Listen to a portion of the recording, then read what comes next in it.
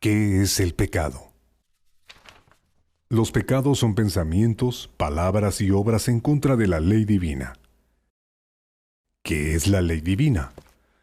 No es un libro muy grueso con una gigantesca y larga lista de disposiciones legales, sino más bien es como Jesús dice: la ley consiste en el amor de Dios y en el amor al prójimo. Si alguien realmente ama a Dios y al prójimo, cumple la ley.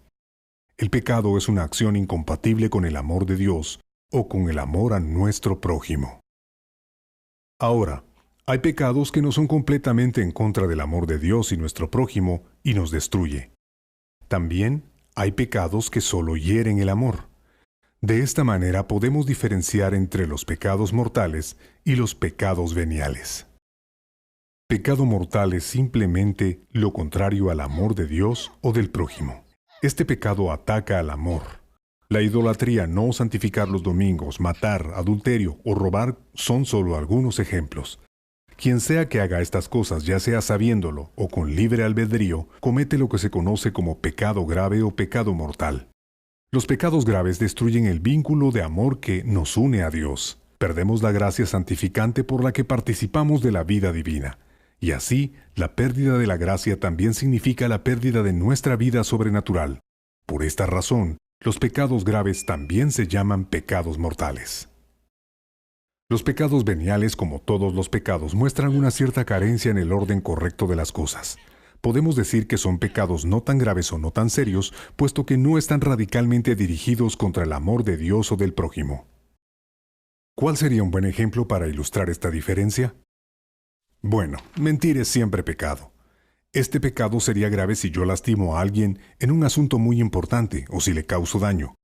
Por ejemplo, si le vendo a alguien una gran casa por mucho dinero, cuando estoy convencido y tengo el conocimiento que la casa en realidad es casi un basurero. Eso daña directamente el amor al prójimo. Si por otro lado herimos a alguien sin intención, como si le digo a una persona que me gusta cómo toca el chelo, aunque a mí no me gustan los chelos, este sería considerado un pecado venial. Pecados veniales, entonces, son menos graves, porque no destruyen el amor de Dios y al prójimo, pero tampoco lo hacen mejor. Son y siguen siendo pecados. Deben evitarse al igual que todos los otros pecados. Más aún, debido a que son frecuentes los pecados veniales, nos llevan a caer rápidamente en pecado mortal. Si, por ejemplo, en asuntos menores, soy frecuentemente creativo con la verdad, formaré un hábito y rápidamente me encontraré en una situación en donde empiezo a mentir en cosas más importantes. Así que allí tienes los pecados graves mortales y los veniales. Para concluir este episodio, podemos tratar de ilustrar los efectos de este pecado en nosotros.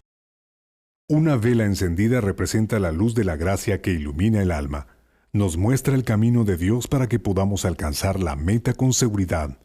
Así es como debería mantenerse esta vela, encendida todo el tiempo. Con el pecado venial, la llama inicia a tambalear. Aún podemos ver cosas, pero una vela intermitente ya no tiene una brillante iluminación. Y es difícil ver todo claramente. Todo aquel que ha tratado de leer algo con la luz intermitente de una vela sabe de lo que estoy hablando. Con el pecado mortal la luz se apaga completamente. Estamos en la oscuridad y no tenemos la capacidad de seguir caminando hacia Dios hasta que se restaure la luz. Y aquí lo tenemos, una vez más con un ejemplo diferente. Vivir una vida de gracia significa comer sano, creces y prosperas. Los pecados veniales son como la comida que no digieres, o demasiado de lo mismo. Cualquiera de las dos te darán un dolor de estómago. Por otro lado, los pecados graves son como veneno. El fin, se acabó, adiós. Mientras con pecados veniales se pueden enderezar las cosas en gran medida, con los pecados graves se necesita ayuda desde el exterior.